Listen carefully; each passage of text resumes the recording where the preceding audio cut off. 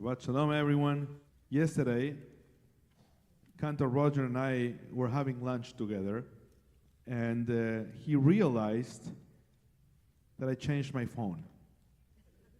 And his reaction to seeing my new phone was like that of God when he realized that Adam and Eve have eaten from the apple. I was like, really? You were the most Android Samsung fan that I knew, and you fell into the hands of the dark side. I've eaten from the apple. But I'm not here to discuss my technological preferences and what this conversion actually meant in my life. I've been a Samsung user since my very first smartphone. But there's something I want to talk to you about my new AirPods. Somehow you'll see this is connected to this week's Parsha. Because one of the things that I love the most about having switched to the Apple ecosystem is these tiny little AirPods that you put on your ears that have the possibility to choose between noise canceling, conversation awareness, and adaptive sound. I'm telling you this because this week's Parsha is all about listening. The Parsha begins by saying, V'haya ekev tishme'un, and it will be that if you listen. And the Parsha continues on and on throughout the whole 3 chapters that make the text of this week's Parsha with the idea of listening and listening and listening. V'haya im shamoa tishme'un. If you listen to God's message, then this and this will happen. It's actually the key word for this Parsha. It's the word, the verb that appears repeated the most. Not only throughout the Parsha, but throughout most of the book of Deuteronomy. And you know that our tradition is a big fan of the idea of listening.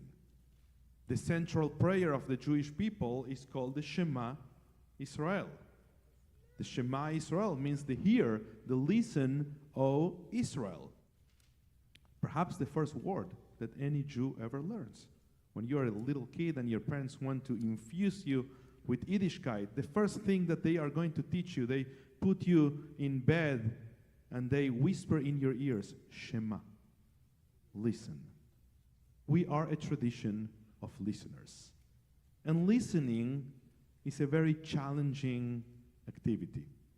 Because on one hand, when you want to listen to something, you cannot avoid listening to everything else.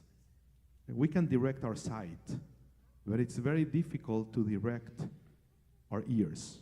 We can decide to open our mouth or to close it. But unless we carry earplugs in our pockets, we cannot decide to open or close our ears. We can close our eyes to something. But when it comes to listening, the conversation is there. Now the problem is in the visual culture in which we live, since many of the things that we absorb in terms of information, thinking, ideas, and values are visual, we're constantly choosing. A visual culture enables you to scroll and decide what is it that you like and what is it that you don't like. What is it that you want to continue absorbing, and when do you choose next?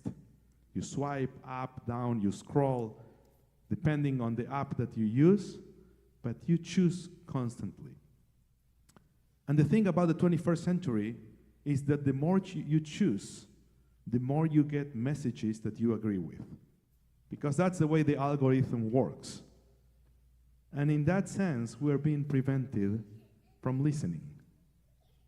Because since you only get the messages that you agree with, the more you see, the more that idea will be augmented and multiplied in your mind. And it's very difficult to be aware of the conversations around. I believe that we live mainly in a noise-canceling culture.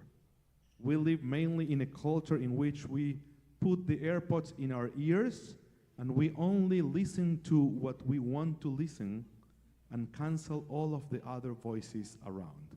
And the more we listen, the more the other voices fade out and disappear.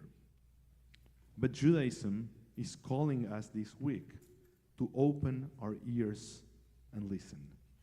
And when it comes to listening, there's no choosing. We have to listen to everything.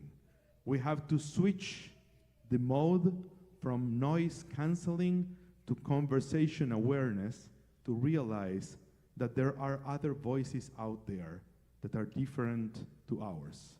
Now, the only way to listen to the other voices is to stop talking. And here's a beautiful spiritual practice that exists in Judaism since many, many generations ago.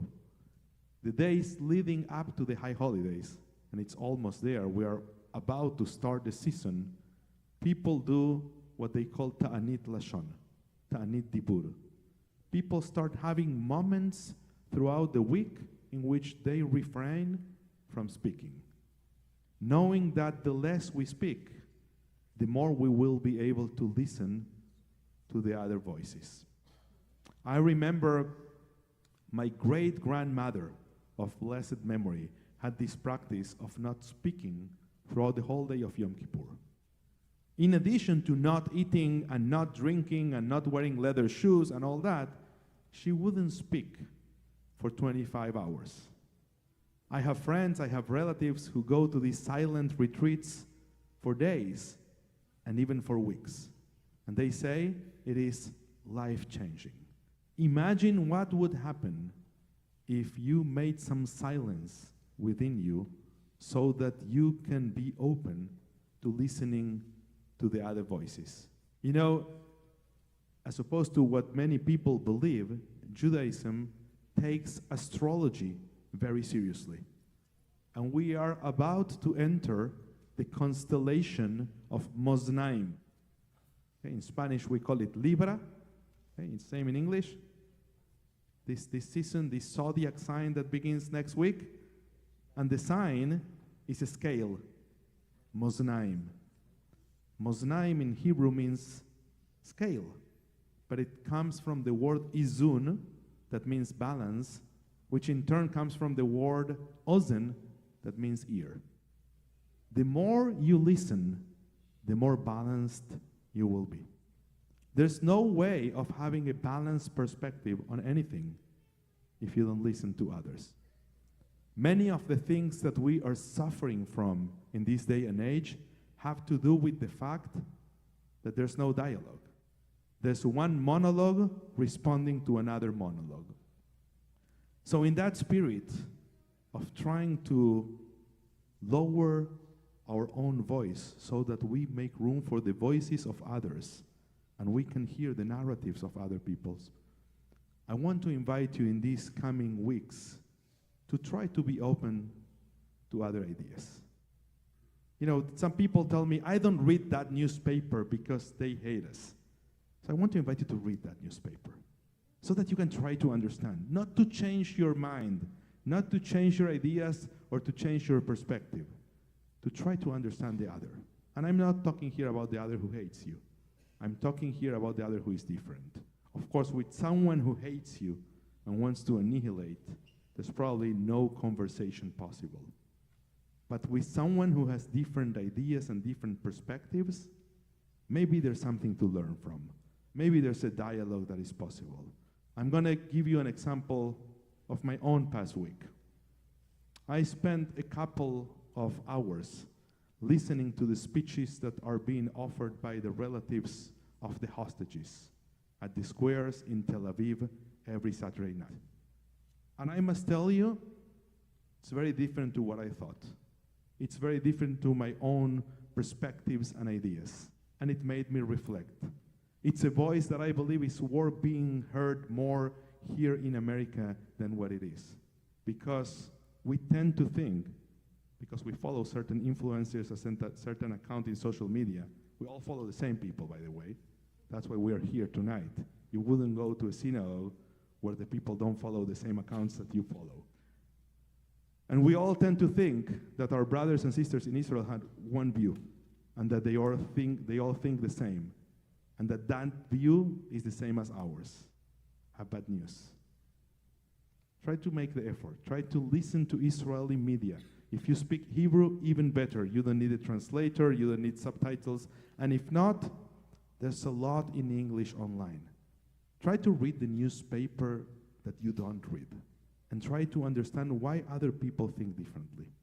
Not everyone who has different ideas than yours when it comes to gender, when it comes to the economy, when it comes to equality, when it comes to race, when it comes to international geopolitics. Not everyone is wrong. There may be some people who just think differently. The Jewish tradition has this beautiful idea that two contradictory opinions can both be the words of a living God. They can both be right. It's one of the most beautiful things of the Jewish tradition. You know who invented the idea of only one verse, only one voice?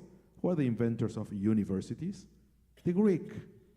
We invented diversity, not university.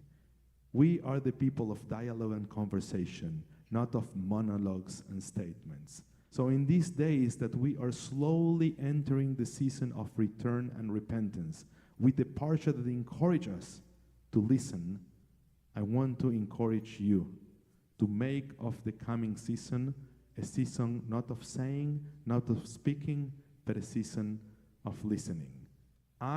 When I bought my new AirPods, was a big fan of noise cancellation until I realized all the beauty that I was missing when I couldn't hear the sound of the birds on the street, or the danger that it was not to be able to hear a car that is honking at you and trying to prevent an accident. Let's turn on conversation awareness, or at least adaptive sound, to let other voices into our souls, into our lives, into our world.